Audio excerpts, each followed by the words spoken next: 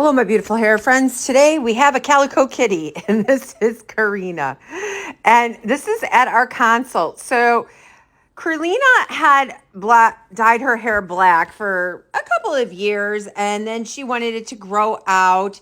And she came and saw me in November, and of course, she decided she wanted to try and get it out herself and left me kind of even more of a mess.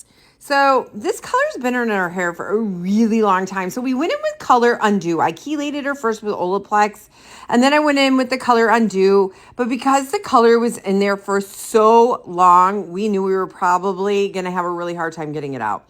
So you have to rinse this stuff for like 10 minutes. Then you have to shampoo it with their special shampoo.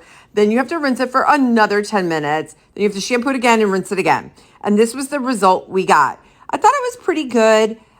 Then she came back a couple of weeks later, and this is kind of what it wound up with. So I don't know if it kind of like darkened up a little bit, but this is what we had. So now we're going to lighten. I don't like doing these processes in the same day because that whole color thing took me like 3 hours just to do the remover. So now we're going to go fishing. And this whole process took me like 2.5 hours just to get the foils in. This poor girl's booty butt. Okay, so we had all kinds of things going on here. We had black. We had level 9. We had all the things. I'm using Magix 10. I have 2 different formulas going on here.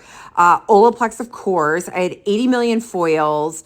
So I used a formula that was like a lot lighter in strength. And then I had one that was a lot stronger in strength. But I also knew that these foils were going to be on the back of her head for probably 2 hours. Now, a lot of misconception that people have, like, you hear people say, oh my God, the hairdresser left the bleach on my hair for 2 hours. Well, bleach is most effective for its first 20 minutes and then it like dies. So like just leaving it on there. So guys, here's the final result after one go. Now I do see that black right there and I do see that line of lightness.